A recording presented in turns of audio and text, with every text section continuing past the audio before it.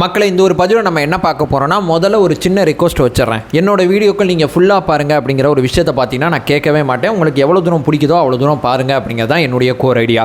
But இந்த video மட்டும் நான் கேட்குறேன், தயவு செய்து சொல்கிறேன், இந்த வீடியோ ஃபுல்லாக பாருங்கள். காரணம் என்னென்னா, இந்த வீடியோவில் பார்த்தீங்கன்னா பொதுமக்களுக்கு 5 மிக முக்கியமான எச்சரிக்கை அல்லது நினைவூட்டம் சொல்கிறேன். தாவேக்காவோட தொண்டனா இந்த விஷயத்தை நான் செய்ய கடமைப்பட்டிருக்கேன். அந்த விஷயத்தை இந்த வீடியோவில் நான் செய்கிறேன்.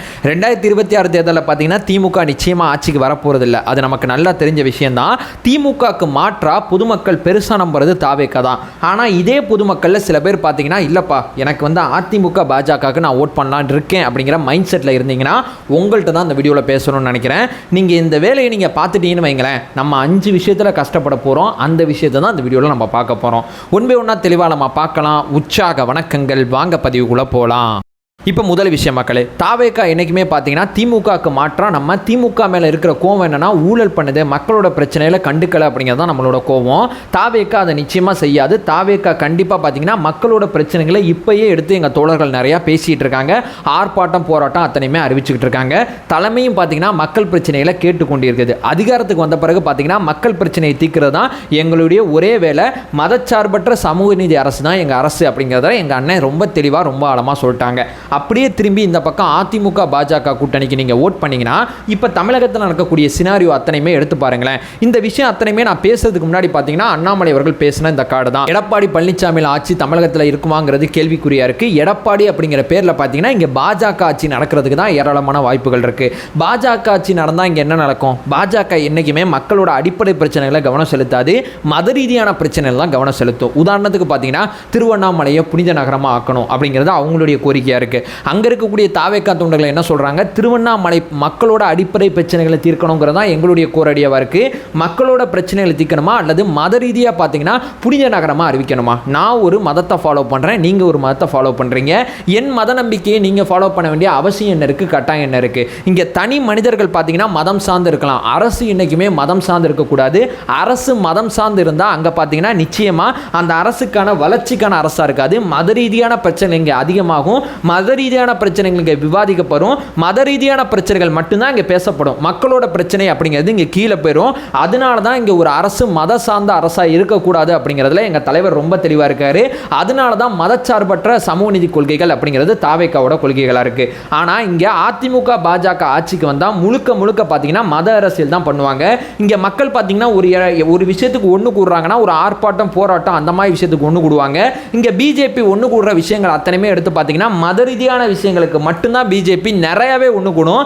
மக்கள் பிரச்சனைகளுக்கு பிஜேபி ரொம்ப கம்மியாக தான் ஒன்று கூடும் அப்படிங்கிறத நான் இங்கே சொல்கிறேன். ஸோ 2026 இவங்களுக்கு நீங்கள் ஓட் பண்ணீங்கன்னா அடிப்படை பிரச்சனையை அங்கே தள்ளி விட்டுருவாங்க. மத ரீதியான பிரச்சனைகளை பேசி பேசி பேசி அதுக்குள்ளே தான் நம்மளை வைப்பாங்க.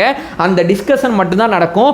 உங்களோட பிரச்சனையும் என்னோட பிரச்சனையும் தீர்க்கவே படாது. இதனால தான் சொல்கிறேன் தாவேக்கா தான் சரியான மாற்று அப்படிங்கிறது என்னுடைய முதல் பாயிண்ட். இப்போ ரெண்டாவது, நம்ம குழந்தைங்களோட கல்வி முறை அப்படிங்கிறதுல நிறையா மாறுபாடுகள் வர்றதுக்கு வாய்ப்பு இருக்கு.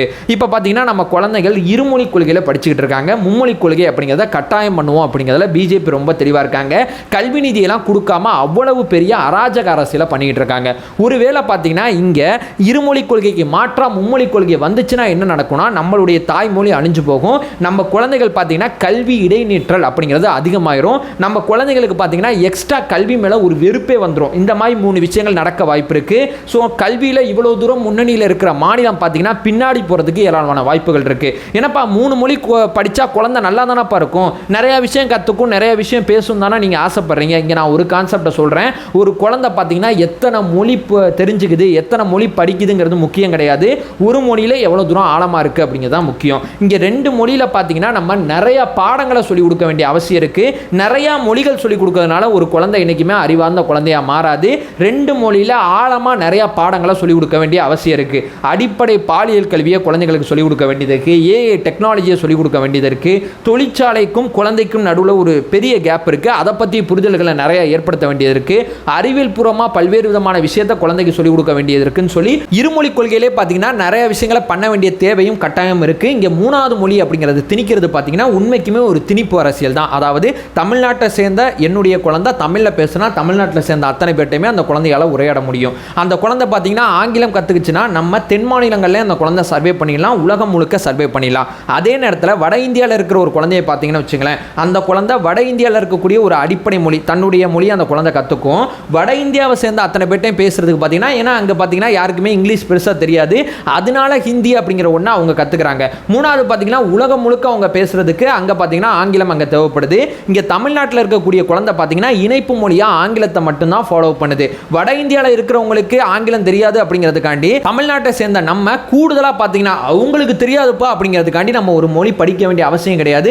ஏன்னா அவங்க இணைப்பு மொழியாக இருக்கக்கூடிய ஆங்கிலம் அவங்க தான் படிக்க வேண்டிய அவசியம் இருக்கு. இங்கே தேவைப்படுறவங்க படிச்சுக்கலாம். கட்டாயமாக மும்மொழி கொள்கை திணிக்கப்பட்ட கல்வி மீதான ஒரு வெறுப்பு அப்படிங்கிறது அரசு பள்ளி மாணவர்களுக்கு நிறையா வந்துடும். அதனால தான் இருமொழி கொள்கைங்கிறது ரொம்ப தீர்க்கமாக இருக்கும். ஆனால் பிஜேபி ஆட்சிக்கு வந்தால் நம்ம முதலமைச்சராக எடப்பாடி பழனிசாமி வந்தார்னு வச்சுங்களேன், கூட்டணி சமரசம் அப்படிங்கிற பேரில் பணம் வேணும்னா சைன் பண்ணணும் அப்படிங்கிற பேரில் பார்த்தீங்கன்னா மும்மொழி கொள்கை அப்படிங்கிறத இந்த தமிழக மண்ணில் உருவாக்க காரணமாயிருவார். ஏன்னா ஆல்ரெடி பார்த்தீங்கன்னா இவர் என்னென்ன மாதிரி விஷயங்கள்லாம் கூட்டணியில் இருந்து கொண்டு பண்ணியிருக்கார் அப்படிங்கிற வரலாறு இருக்குது. நிச்சயமாக இதை செய்வார் அப்படிங்கிறது தான் என்னுடைய பிரதானமான எண்ணம். இப்போ மூணாவது பார்த்தீங்கன்னா தொகுதி மறுசீரமைப்பு அப்படிங்கிற கான்செப்டில் தாவேக்கா என்ன சொல்லுது, இப்படியே இருக்கட்டும்பா, பெருசாக இதையும் மாற்ற வேண்டிய அவசியம் இல்லை. இப்போ இருக்கக்கூடியவங்க பேசுறதுக்கே நாடாளுமன்றத்தில் சரியாக அனுமதி கிடைக்க மாட்டேது.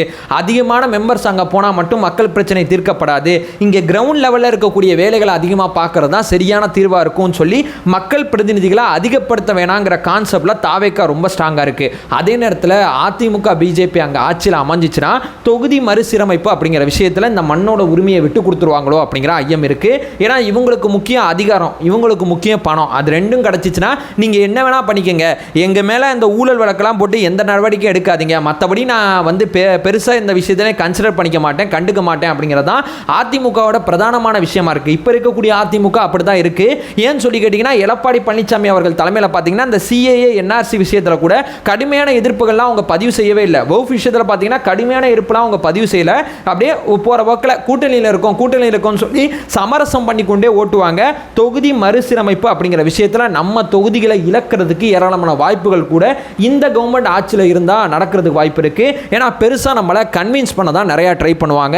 இந்த இடத்துல நம்ம உஷாராக வேண்டிய அவசியம் இருக்குது. அடுத்து பார்த்தீங்கன்னா ஒரு நாடு ஒரு தேர்தல், இது பெரிய பூதம் நம்ம சொல்கிறோம். ஜனநாயகத்துக்கு ஆபத்தானது, அதிபராட்சி முறைக்கு முக்கியத்துவம் கொடுக்கக்கூடிய ஒரு விஷயம். அதாவது பார்த்தீங்கன்னா உள்ளாட்சி தேர்தல் நடந்தால் உள்ளாட்சி பிரச்சனையை யார் தீர்ப்பாங்களோ அது அடிப்படையில் ஓட்டு போடுவோம்.